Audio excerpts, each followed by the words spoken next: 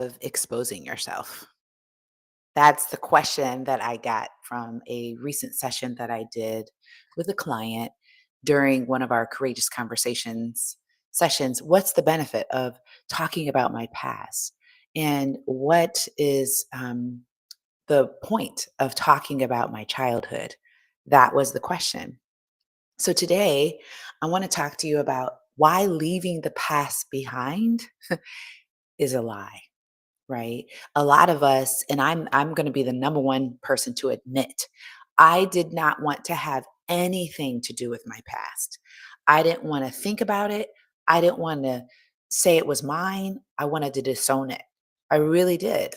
And I want to share with you why that caused me so much problems, heartache, difficulties. I'm not saying that we have to constantly relive our past. I want you to know why when you say things like, I want to leave the past behind is a lie.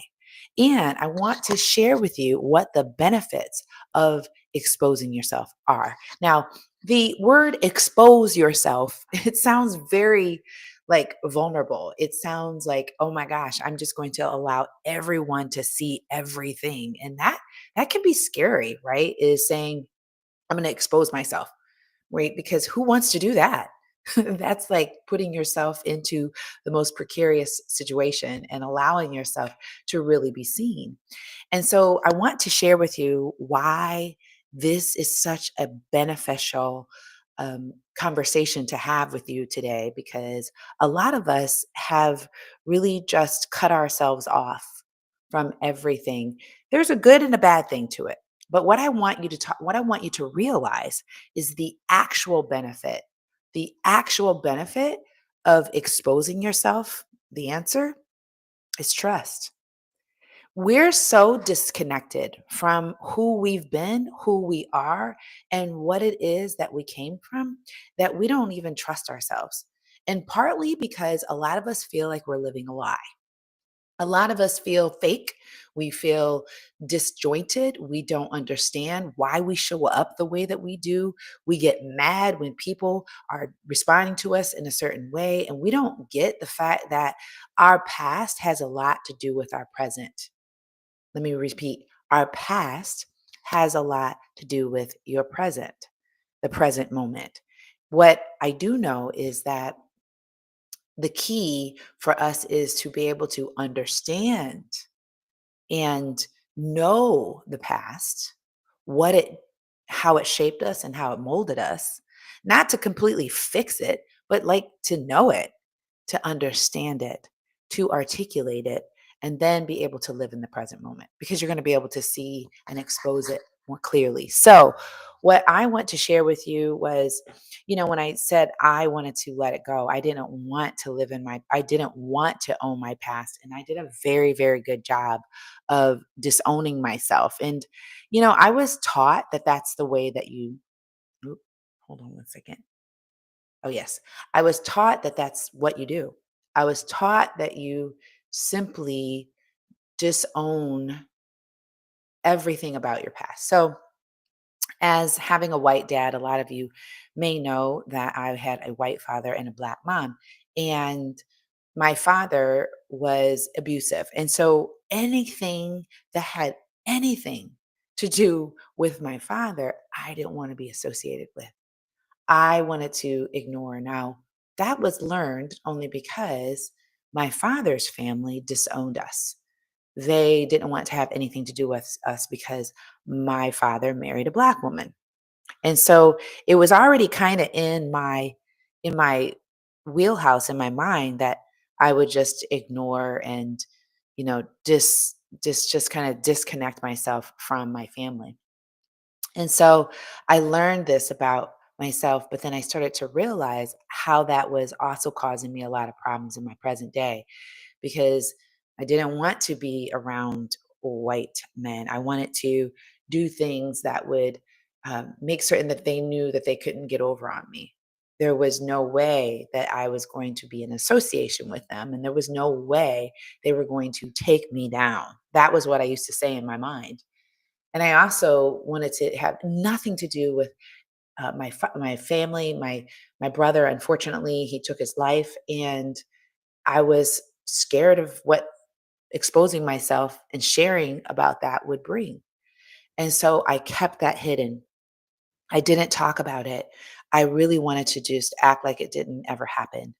And it wasn't until I started to examine my current day life and how I showed up, the habits that I have, how I talk to people, how I respond to people. And of course, as I began to analyze that and how I kept saying, I want to have a better life, that was what I constantly declared. I started to realize that, the person that wanted to love me and care for me, who happened to be white, came into my life. And that was in 1990, and how I kept trying to push it away. And the further I got to, disowning my past, the further I was like not even wanting to actually have anything to do with my husband. Now you heard it. He's my husband. That was my boyfriend then. But then as time went on and I started to learn more about myself, I realized that I love this man. And it's because of my past and me wanting to act like I wanted to leave it behind, had every reason why I couldn't show up and love him. So you see how our past has something to do with our present day if we don't examine that. So, what I want to share is why I brought this up is because I was in a recent session with a client, and one of the participants asked, because one of the questions that we ask in our sessions is, what was the most difficult and challenging aspect of your childhood? And how does that show up today? And, people get kind of blindsided with that question. Like, why are we even talking about what were the unique and challenging aspects of our childhood and how that shows up today? The past is the past. Why are we even talking about that? That was an actual question from one of the participants. And of course, I said everything that it has to do with is trust. And that's how we got on this subject. And so, what I want to do is I'm going to pull out our weekly newsletter downloads. And if you're not receiving these weekly newsletter downloads, please do, because you will find it will bless you. It will provide the right amount of inspiration, encouragement, and knowledge on how you can work on yourself so that you can speak up and advocate for yourself.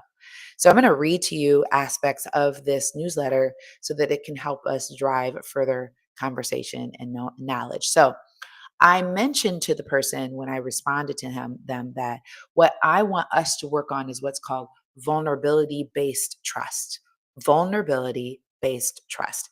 And vulnerability based trust is when you are honest with yourself and others, you build trust, right? And trust is the foundation of strong leadership, effective teams, and authentic relationships, period. Right? I've realized over the years that the deeper connections I have with people, like my great relationships are built on authentic relationships, meaning that I get to be completely 100% me. I get to make mistakes. I get to say things that are wrong. I get to not show up the right way, and people still love me. They honor me, and I don't feel like I have to be something else when I'm around them. That is really what authentic relationships are. And that's exactly what can be built in an organization. So, I want to share this with you that where I'm coming from with all of this information regarding trust and vulnerability based trust was actually outlined in a book called The Five Dysfunctions of a Team by Patrick Lencioni. And he basically says that when we have vulnerability based trust, we are able to have better teams. We are able to function much deeply when we really know one another. And this is not something that's rocket science, right? I mean, it's sometimes we have to like have a book and it's written. Well, this has been throughout time. I mean, every great team, every great basketball team, any championship football team, any sports team that you see that does extremely well is based on this thing called vulnerability based trust. They've created, and this is like, they've created an aspect that, um, for one another to trust one another so that when things get difficult, they know who to rely upon. Science backs this up. You see, your childhood and life experiences don't just disappear. right? They live in your subconscious mind. They influence your actions, your behaviors, and the decisions you make and your work relationships. So, because your past isn't your past, it's your present. So, I want you to think like this. I want you to think about a flower, right? And the seed that this flower comes from. Your your present, your past is the seed and your present is the flower. Now, until you start examining how you show up, and we talk about this in the path to power, purpose, and connection, until you start examining how you show up, will that seed constantly produce the same fruit? To ignore your past in pursuit of your present future is like saying the seed has nothing to do with the flower. The seed has everything to do with the flower. The seed shapes the flower and how it blooms, right? So your present and future is like saying that the seed has nothing to do with it, but it absolutely does, right? So the more you understand and embrace the story and the more self aware you become, that's where you begin to grow. Your emotional intelligence begins to grow. You understand thyself. That is the biggest job that you need to know is yourself. A lot of us are so confused. We give so much time to our jobs. We give so much time to performance. We give so much time in pursuit of a dollar bill that we don't realize that your true wealth, your health, and your deep relationships are in direct measure to how you see yourself and how you understand yourself and why you're triggered the way you do. That is key. I don't care what anyone says to you about anything else.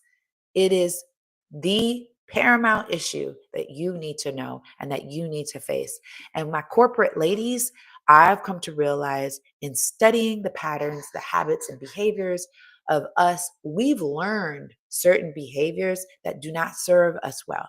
That we have to overwork, we have to overthink, we have to challenge, we got to do these, we got to do this extra stuff.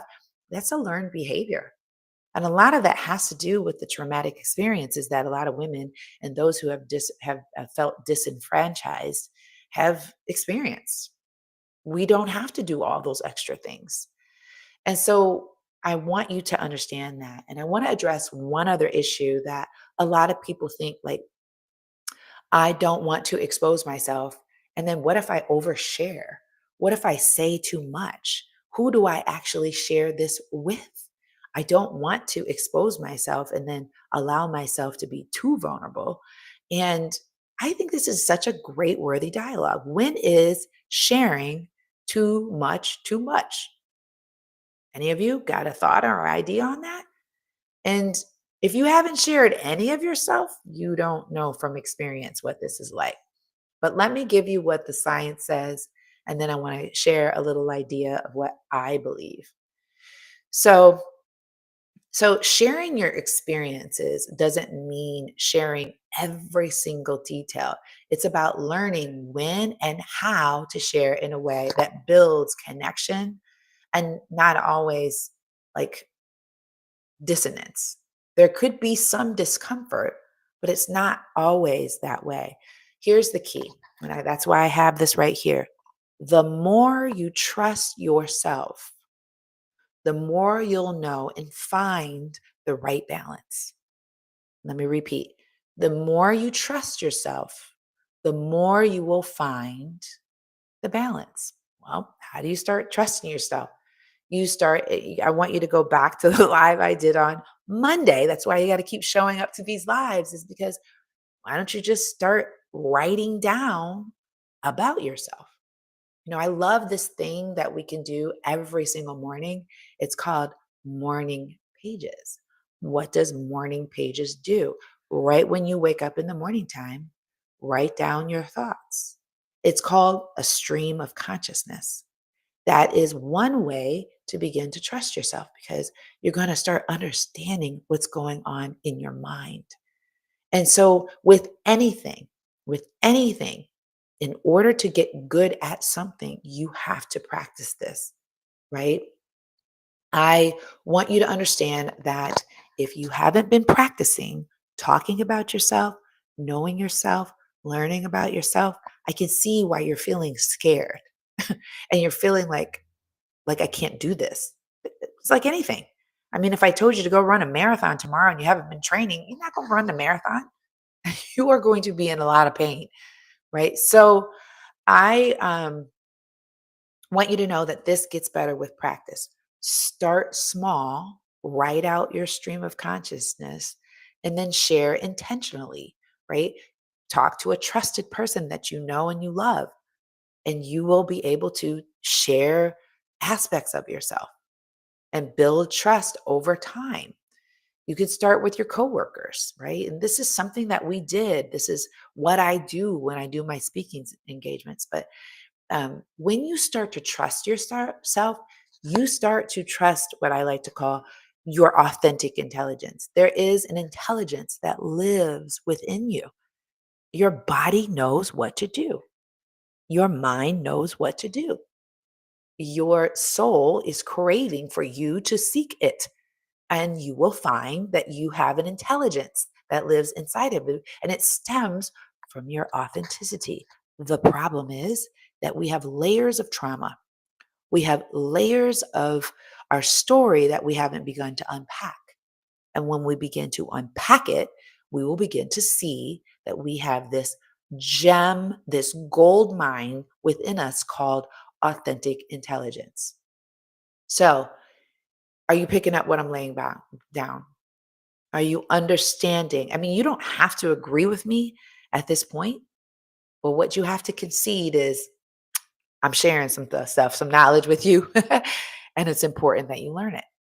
You want to be successful. I know corporate women do not go to work every single day just to occupy a seat. You are going there to be who you were created to be, to own your story, to understand how you can connect with other people with your purpose, period. And so, how's this sound to you? Does this sound good? So, I want to invite you to this opportunity tomorrow. As this Thursday, this is going to be um, April the 17th at 1 p.m. Eastern Standard Time. Let me see if I have this in here. I hope I do. Yes, I do. So I have this webinar that I would love for you to join. It's going to be April 17th at 1 p.m. Eastern Standard Time.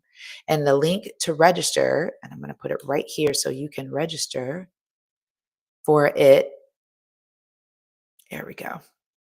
I would love for you to check it out. And the title of it is Three Insider Secrets High Level Corporate Women Use to Build Wealth, Get Noticed, and Stand Firm. And guess what? Without burnout and playing politics. I think HR professionals, and I've seen this in on TikTok videos and other people who have been very seasoned in their corporate work will say, you have to play the game. You have to play politics. I don't agree with that. And let me take a sip of my coffee from Starbucks because I know that Starbucks will be sponsoring me on these lives. Hold on one second. Thank you, Starbucks. Um, Here's the thing. No, you don't have to play politics. No, you don't have to play the game.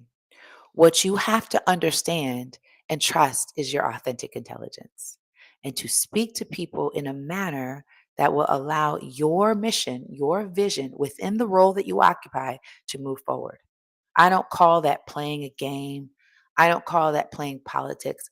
I call that being steady and firm with what it is that you know because you know how to do everything because everything is possible. And I'm gonna let all the other people say, play the game or because that's fake. Like, okay, well, let me see what that is. No, there's a respectful dissonance excuse me, there's a respectful cadence that happens within your organization. There's a mission, there's a vision, and then there are people that you want to connect with. If those people are occupied with their own self consumption and they're disrespectful, they're rude, they don't have good leadership qualities, then if you choose to, you can play a game and act like you're doing all these things, or you can use your emotional intelligence and your authenticity to be able to uh, maneuver your way through the organization. There's a big difference, right? So I want to teach you that in the webinar that we have coming up tomorrow at 1 p.m. Eastern Standard Time. So I want to leave you with this, and I hope that you come to tomorrow's session. Don't overthink it. Don't overthink it. And I know it's like, that's what I do. I overthink everything. Don't overthink it, right? Don't delay. Sign up today and start with a coach and a community. I will be your guide to help you through getting understanding your past and why it matters, right? So the registration closes in 24 hours, and I hope to see you in there. Does this sound like a plan? Again, I'm going to be here live every single Monday, Wednesday, and Friday at 9 a.m. Eastern Standard Time. I would love for you to get on our newsletter list so that you can begin to get a weekly dose of everything that we share within the Rise Advocates community and, of course, our Rise Advocates movement. We look forward to seeing you then. Until then, be well, be blessed, and continue to rise.